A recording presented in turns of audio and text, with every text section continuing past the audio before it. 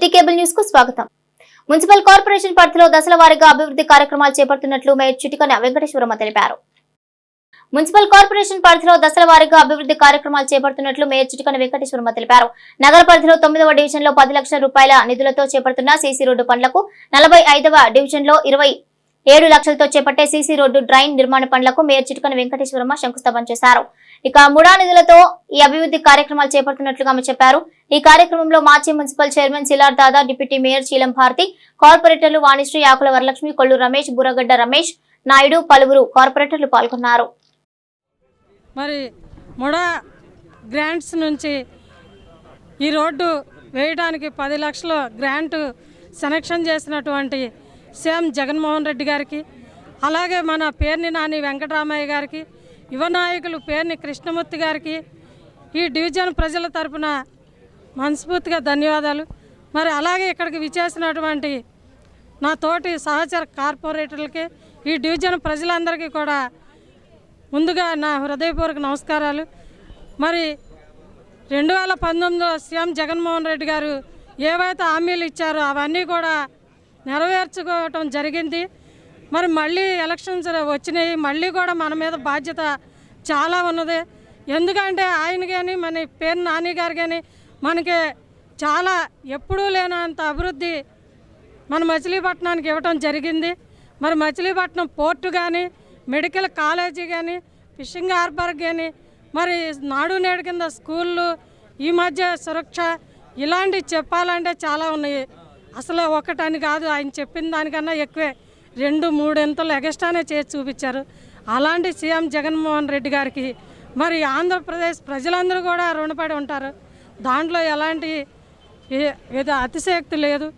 అలాగే మన మచిలీపట్నంలో తీసుకున్నట్లయితే గత 30 సంవత్సరాల పైనుంచి కూడా ఎప్పటి నుంచో ఉన్నటువంటి బందర్ పోర్టు కళ నెరవేరటం మామూలు విషయం కాదు. ఇంత అభివృద్ధి ఏ ప్రభుత్వంలో ఎప్పుడు ఎవరు కూడా చేయలేనంత అభివృద్ధి పేర్ని కుటుంబం చేసింది. మన మచిలీపట్నం పేర్ని కుటుంబం అంటే ఒక బ్రాండెడ్గా ఉండేట్టుగా మాట ఇస్తే తప్పనటువంటి కుటుంబంలాగా ఆయన నాని గారు ఏర్పాటు చేసుకున్నారు. అలాగే రాబోయే రోజుల్లో బాబుకు మనందరం అండగా ఉండాలి, మన అందరం కూడా కష్టపడాలి. జగన్మోహన్ రెడ్డి గారు కోరుకునేది ఒకటే, ఈ యొక్క రాష్ట్రంలో నేను ఏదైతే మనం ప్రవేశపెట్టామో పథకాలన్నీ కూడా ప్రతి ఒక్కళ్ళు కూడా అర్హత ఉండి అర్హులైన వాళ్ళందరూ కూడా పథకాలు అందాలి. పెద్ద బహిరంగ సభలో అమ్మా మీ ఇంటికి ఏదైనా లబ్ధి పొందలేదా అంటే లబ్ధి పొందలేదయా అని ఎవరు ఏ ఒక్కరు కూడా చెయ్యెత్తకూడదు అనేటటువంటి కాన్సెప్ట్తో ఇవాళ జగన్మోహన్ రెడ్డి ముందుకు వస్తున్నారు. మరి అటువంటి తరుణంలో ఇవాళ ప్రతిపక్షాలు మాట్లాడుతున్నటువంటి మాటలు వాళ్ళు భయభ్రాంతులు చెందిపోయి లేనిపోని విమర్శలు అంటే ఆ విమర్శలన్నీ కూడా సద్విమర్శలుగా మేము స్వీకరిస్తున్నాం.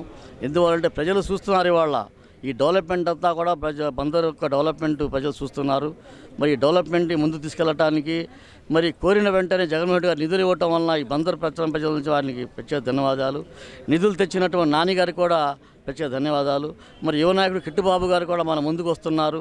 ఆయన యువ నాయకుడు కాబోయే మరి కాలంలో రాబోయే నాయకుడుగా ఒక ఎమ్మెల్యేగా మీ అందరి యొక్క ఆశీస్సులతో మరి ఆయన ఎమ్మెల్యేగా అయ్యి తండ్రి బాటలో నడిచేటటువంటి కొడుకులాగా ప్రతి ఒక్కరిని కూడా ఆయన మమేకం చేసుకుంటూ ఆ యొక్క కిట్టుబాబు చేసేటటువంటి కార్యక్రమాలకు మీ అందరూ కూడా ఆయన 9వ డివిజన్ వాణిశ్రీ గారి డివిజన్లో ముడా గ్రాంట్ కింద సుమారు 10 లక్షలతో 2 రోడ్లు సీసీ రోడ్లు శంకుస్థాపన చేయడం జరిగింది.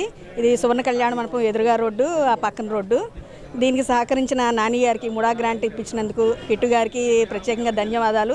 ఇలా కాకుండా అంత ముందు గడప గడప ప్రోగ్రాంలో కూడా 20 లక్షల వరకు ఇక్కడ రోడ్లు శాంక్షన్ చేశారు. ఇక్కడే కాదు, బందర్ మొత్తం ఇలా ముడా గ్రాంట్ అని, గడప గడప ప్రోగ్రాంలో ఆ గ్రాంట్ అని మొత్తం బందర్ మొత్తం రోడ్లు డ్రైన్లతో ఇప్పుడు కలకలలాడుతుంది. ఊరికే ప్రత్యర్థి పార్టీ వాళ్ళు అంటున్నారు శంకుస్థాపన చేస్తున్నారు, ఏ అభివృద్ధి లేదని. ఒక్కసారి వెళ్ళి చూడండి శంకుస్థాపన చేసినవి ఏమైనా ఆగినాయా లేదా అనేది. ఇదంతా మన నాని గారు, కిట్టు గారు దగ్గర నుండి అన్నీ చేయిస్తున్నారు. బందరు డెవలప్ అవుతుంది అంటాకి medical college and fishing harbour and port ఈ బాగా ఎగ్జాంపుల్స్ మనకి. అవి కూడా ఒకసారి వెళ్ళి చెక్ చేసుకోండి. ఇందుకు సహకరించిన నాని గారికి. ఇంకా 45వ డివిజన్లో 27 లక్షలతో సుమారు బస్టాండ్ దగ్గర సీసీ రోడ్డేగా రోడ్డు శంకుస్థాపన జరుగుతుంది. దీనికంతా సహకరించిన కిట్టు గారికి, నాని గారికి. లోక కళ్యాణార్థం బాలబాను విద్యాలయంలో వివిధ హోమాలు నిర్వహించారు. మాస్టర్ సివి గురు పూజ మహోత్సవం సందర్భంగా నవగ్రహ హోమం, పాశుపత హోమం, వేద దక్షిణమూర్తి హోమం జరిపారు. క్రోధి నామ సంవత్సర ఉగాది రానున్న సందర్భంగా లోక కళ్యాణార్థం వివిధ హోమాలు నిర్వహించినట్లు బాలబాను ప్రిన్సిపల్ రాజు తెలిపారు. ఇక గత 40 ఏళ్లుగా సివి గురు పూజ మహోత్సవం పురస్కరించుకుని వివిధ హోమాలు, యజ్ఞాలు నిర్వహిస్తున్నట్లుగా ఆయన తెలిపారు. ఇంకా అనేక మంత్రాలు మనకి మహాసౌరంలో వస్తాయి. ఆ మంత్రాలన్నీ కూడా సూర్యనారాయణ ప్రీతిగా ఇప్పుడు హోమం చేస్తారు. ఆ తర్వాత మనకి ప్రధానంగా మనందరం ఎవరైనా సరే ఇన్ని కోట్ల మంది ప్రజలు కూడా 27 నక్షత్రాల్లోనే పుడతారు, ఓ నక్షత్రం లేదు.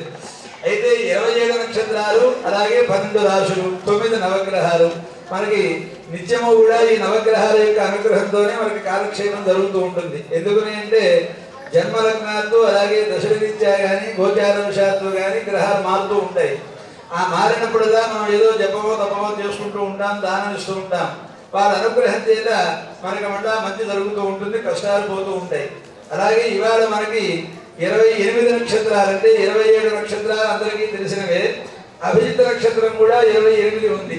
అంటే ఏంటంటే ఉత్తరాషాఢ నక్షత్రం 3-4 పాదాలు, శ్రవణ నక్షత్రం 1-2 పాదాలు కలిపితే అభిజిత్ నక్షత్రం అంటారు. అలాగే మనకి ప్రతిరోజు కూడా ఉదయం సూర్యోదయ లగ్నం దగ్గర నుంచి 4వ లగ్నం అభిజిత్ లగ్నం అంటారు. అభిజిత్ సర్వదోషఘ్నం అని మనకి జ్యోతిష్ శాస్త్ర గ్రంథాల్లో ఉంది. అంటే 11:50 బృందం వారి కుటుంబాల వారు కానీ ఇందులో పార్టిసిపేట్ చేసి మాస్టర్ సివి గారి ప్రేయర్ ఉదయం 6 గంటలకి, సాయంకాలం 6 గంటలకి ప్రేయర్ చేసుకుంటూ ఈ మధ్య యోగం గురించి, ఆధ్యాత్మికత గురించి, భగవద్గీత గురించి ఇలాంటి విషయాలు కొన్ని చెప్పుకుంటూ, ముఖ్యంగా మచిలీపట్నం గురు పూజల్లో మనం నిర్వహించే ప్రధానమైన కార్యక్రమం ఏంటన్నట్లయితే యజ్ఞం. ఇక్కడ దాదాపు ఒక 15 సంవత్సరాలుగా ప్రతి సంవత్సరం కూడా ఏదో ఒక యజ్ఞం నిర్వహిస్తుంటాం. మనం ఇక్కడ 10 చండీయాగాలు చేసాము, లక్ష్మీనారాయణ హోమం చేసాము, హైగ్రీవుడి తాలూకు హోమం చేశాము, దత్తాత్రేయుడి తాలూకు హోమం చేశాము, ధన్వంతరి హోమం చేశాము.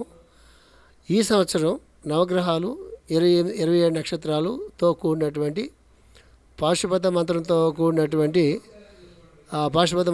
కూడినటువంటి దక్షిణామూర్తి హోమం కూడా కలిపి చేస్తున్నాము. ఇది కేవలం ఈ మచిలీపట్నం పరిసర ప్రాంతాలు మాత్రమే కాకుండా సమస్త మానవాళి, అన్ని దేశాల వాళ్ళు కూడా చాలా ఆనందంగా, ఆరోగ్యంగా, హాయిగా ఉండాలని, కలిసిమెలిసి ఉండాలని, ప్రకృతి వైపరీత్యాల నుంచి వాటి నుంచి కూడా ఈ గ్రహాల దేవతలు కానీ, భగవంతుడు కానీ, దేవతలు కానీ మనల్ని రక్షించాలని చెప్పి ఒక సంకల్పంతో ఈ హోమం చేయడం జరుగుతున్నది. ముఖ్యంగా ఈ సంవత్సరం ఎందుకు నవగ్రహాలు, నక్షత్రాల హోమం సంకల్పం చేయడం జరిగింది అంటే, ఈ సంవత్సరం ఉగాది మంగళవారంతో ప్రారంభం అవుతుంది కాబట్టి. 1998 తర్వాత నుండి కృష్ణా జిల్లా పోలియో రహిత జిల్లా అయినట్లు జిల్లా వైద్య ఆరోగ్య శాఖ అధికారి డాక్టర్ గీతాబాయి తెలిపారు. కృష్ణా జిల్లా 1998 తర్వాత నుండి పోలియో రహిత జిల్లాగా మారిందని, నాటి నుండి నేటి వరకు జిల్లాలో ఒక్క పోలియో కేసు కూడా నమోదు కాలేదని జిల్లా వైద్య ఆరోగ్య శాఖ అధికారిని డాక్టర్ గీతాబాయి తెలిపారు. నగరపాలక సంస్థ పరిధిలోని 12వ డివిజన్ లో పల్స్ పోలియో కార్యక్రమాన్ని ఆమె ప్రారంభించారు. ఈ సందర్భంగా పలువురు చిన్నారులకు ఆమె పోలియో చుక్కలు వేశారు. పల్స్ పోలియో కార్యక్రమం పటిష్టవంతంగా అమలు చేసేందుకు జిల్లాలో 1453 కేంద్రాల్లో ఏర్పాటు చేసినట్లుగా ఆమె తెలిపారు.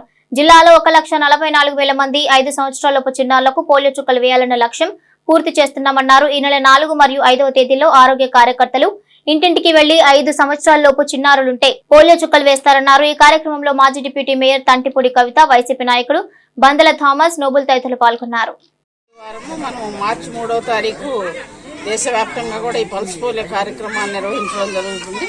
అలానే మన జిల్లాలో కూడా 1453 మరి పోలింగ్ అంటే బూత్స్ లాగా మనం కూడా ఇది పల్స్ పోలియోకి సంబంధించి అంత చక్కగా ఏర్పాటు చేసుకొని అన్ని చోట్ల కూడా మరి అన్ని పల్స్ పోలియో చుక్కలు వేయడం జరుగుతూ ఉంది.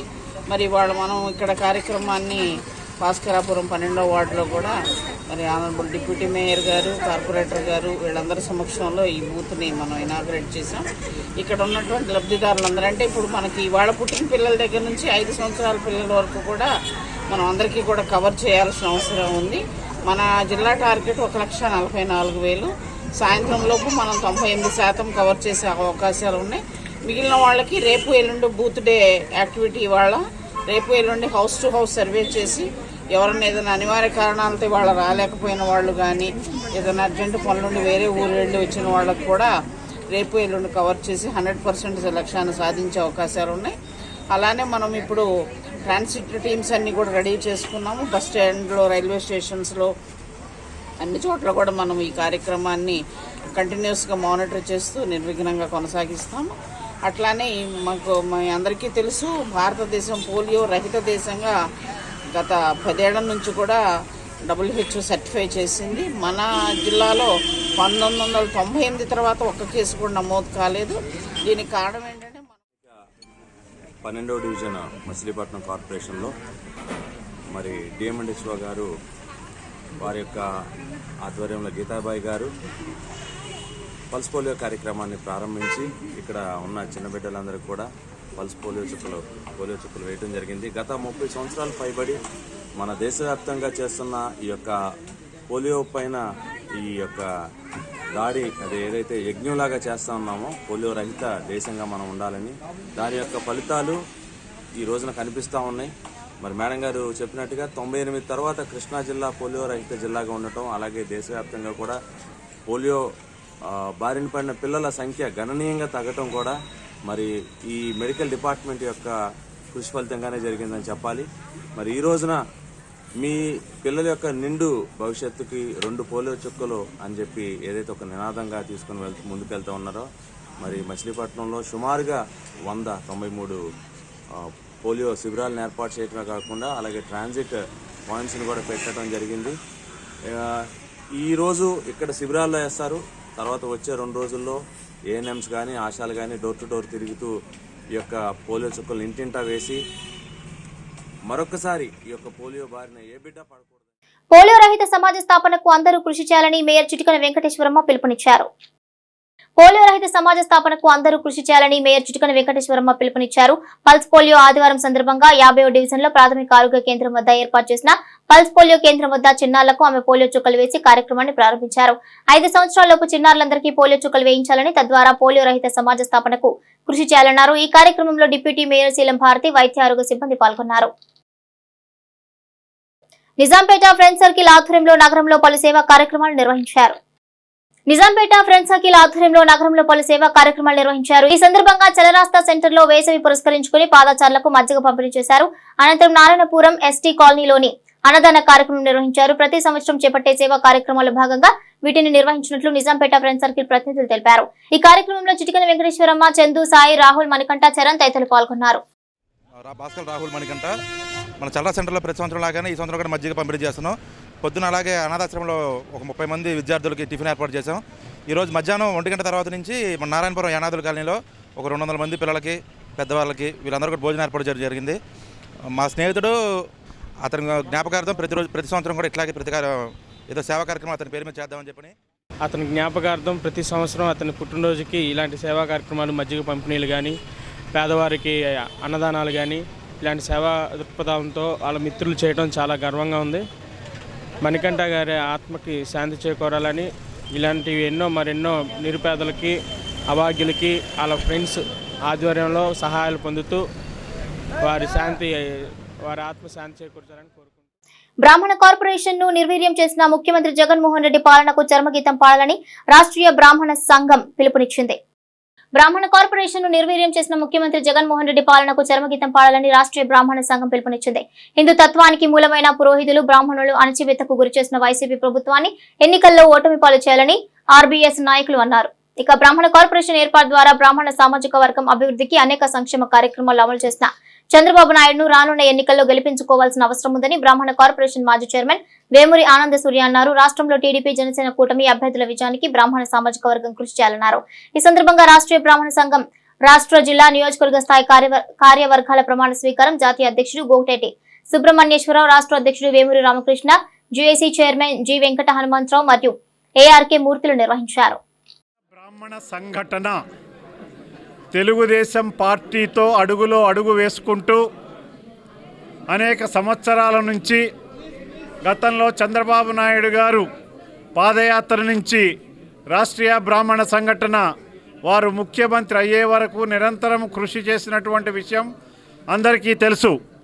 ఈనాడు కూడా రాష్ట్రీయ బ్రాహ్మణ సంఘటన వివిధ నియోజకవర్గాలలో ఆయా నియోజకవర్గాలలో పార్టీ నిర్ణయించిన పార్టీతో కలిసి వచ్చే జనసేనతో కలిపినటువంటి అభ్యర్థుల యొక్క విజయానికి కృషి చేయటానికి కావలసినటువంటి ఆలోచనలను కార్యక్రమ ఆచరణను తీసుకోవటం కోసం ఈరోజు ఆంధ్ర రాష్ట్ర అధ్యక్షులు శ్రీ వేమూరి రామకృష్ణారావు గారి అధ్యక్షతన, అలాగే జాతీయ అధ్యక్షులు శ్రీ గోటేటి సుబ్రహ్మణ్యేశ్వరరావు బుడ్డయ్య గారి అధ్యక్షతన ఈ బందర్లో సమావేశం అవటం జరిగింది.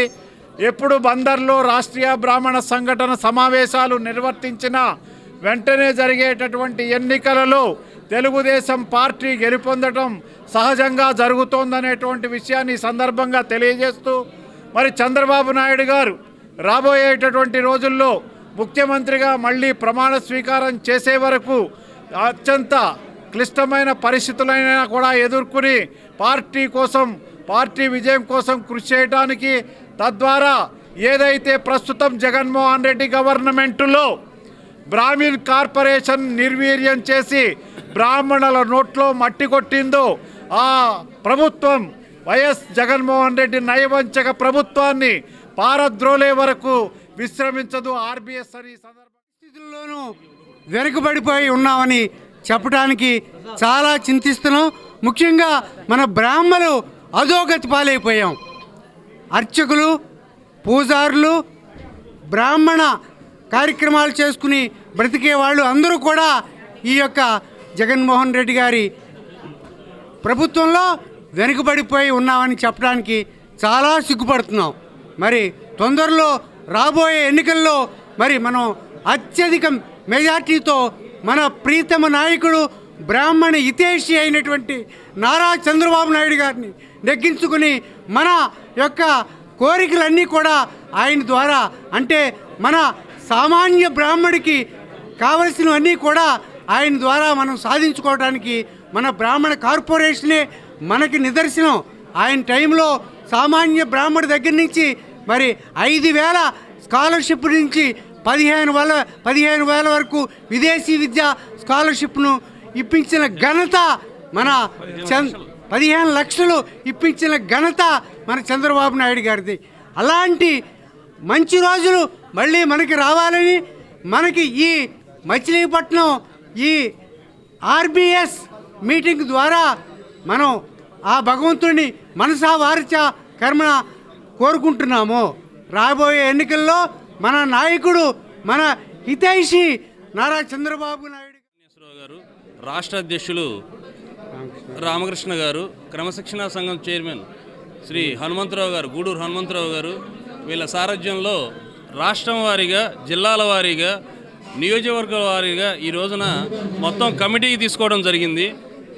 అందరినీ ఏకతాటి మీద నడిపిస్తూ మన ఆనంద్ సూర్య గారు మొత్తం బ్రాహ్మణ హితైషి అయినటువంటి చంద్రబాబు నాయుడు గారి నాయకత్వాన్ని ఈ బ్రాహ్మణ సమూహంతో గెలిపించేందుకు కృషి చేస్తున్నారు. అందువల్ల ఈ రేపు మండలాల వారీగా, నియోజకవర్గాల వారీగా రాబోయే రోజుల్లో ఒక వారం 10 రోజుల్లో అరేంజ్ చేసి మొత్తం ఏర్పాట్లు చేసి తెలుగుదేశం పార్టీ ఘన విజయానికి ఆర్యవైశ్య మహాసభ స్వర్ణోత్సవ కార్యక్రమం ఈ నెల 17న గోల్డ్ కన్వెన్షన్ హాల్లో నిర్వహిస్తున్నట్లు ఆర్యవైశ్య సంఘం పేర్కొంది. ఆర్యవైశ్య మహాసభ స్వర్ణోత్సవ కార్యక్రమం ఈ నెల 17న గోల్డ్ కన్వెన్షన్ హాల్లో నిర్వహిస్తున్నట్లు ఆర్యవైశ్య సంఘం పేర్కొంది. జీ గ్రాండ్ లో జరిగిన కార్యక్రమంలో ఆర్యవైశ్య సంఘ ప్రతినిధులు ఈ విషయం వెల్లడించారు. రాష్ట్ర ఆర్యవైశ్య మహాసభ స్వర్ణోత్సవ కార్యక్రమం విజయవంతం చేయాలని వారు పిలుపునిచ్చారు. వివిధ రాజకీయ పక్షాల నేతలు ఈ కార్యక్రమంలో పాల్గొంటారన్నారు. ఈ కార్యక్రమంలో సన్నిధి నాగసాయి, వేమూరి కృష్ణ, ఎండూరి సురేష్, వెచ్చ మల్లికార్జున, గుప్తా, వేముల శ్రీనివాస్ తదితరులు పాల్గొన్నారు. తీసుకోవాలి నన్ను అడిగారు ఎట్లా చేయాలి అన్నగారు, మరి కమిటీ నెల పూర్తి చేయాలి అనేటటువంటి సలహా అడగడం జరిగింది. ఏదైనా పాజిటివ్ మైండ్ ఉన్నటువంటి వ్యక్తులను తీసుకోండి, కమిట్మెంట్ ఉన్నటువంటి వ్యక్తులను తీసుకోండి. గతంలో కొంత ఇన్యాక్టివ్గా ఉన్నటువంటి మాట వాస్తవం. అది ఆంధ్రప్రదేశ్ ఆర్యవైశ్య మహాసభే పూర్తిగా ఇన్యాక్టివ్ అయింది. దానికి అనేక కారణాలు ఉన్నాయి. మరి అట్లా కాకుండా మనం ఏదైతే బాధ్యత పెట్టుకుని ఇవాళ జిల్లా ఆర్యవైశ్య సంఘ బాధ్యతను తీసుకున్నారో మీరు ఆ బాధ్యత సక్సెస్ఫుల్గా చేయాలి అని అంటే ప్రతి వ్యక్తిని కూడా అనాలిసిస్ చేసి తీసుకోండి. కమిటీలో తీసుకునేటప్పుడు ఏదో వేగ్గా తీసుకోవటం, లేకపోతే వాళ్ళు చెప్పారనో వీళ్ళు చెప్పారనో అని అలా తీసుకోవద్దు. ఒక క్యారెక్టర్, వ్యక్తిత్వం, మరి మంచి గుణగణాలు, కమిట్మెంట్ ఉన్న వ్యక్తుల్ని మీకు తోచిన వరకు మీకు తీసుకోండి. అలా కానప్పుడు కొంతమంది ఆ ఊర్లో ఉన్న పెద్దలను అడగడము, లేకపోతే అక్కడ ఉన్నటువంటి కొంతమంది సలహా సంపర్కులు చేసి ఈ నెల 17వ తారీఖు గోల్డ్ కన్వెన్షన్ కళ్యాణ మండపం నందు జిల్లా ఆర్యవైశ్య సంఘం ప్రమాణ స్వీకార కార్యక్రమం తలపెట్టాము. ఈ కార్యక్రమానికి ముఖ్య అతిథిగా టీజీ వెంకటేష్ గారు విచ్చేస్తున్నారు. అలాగే ఆర్యవైశ్య మహాసభ అధ్యక్షులు చిన్ని రామ సత్యనారాయణ గారు, అదేవిధంగా మాజీ అధ్యక్షులు గుడివాడ వెంకట గొన్నే శెట్టి గారు, వీరందరూ కూడా ఈ కార్యక్రమానికి విచ్చేస్తున్నారు. కావున ఆర్యవైశ్య సోదరులందరూ కూడా పెద్ద ఎత్తున ఈ కార్యక్రమానికి తరలి రావాల్సిందిగా కోరుకుంటున్నాను. సిటీ కేబుల్ న్యూస్ సమాప్తం. నమస్కారం.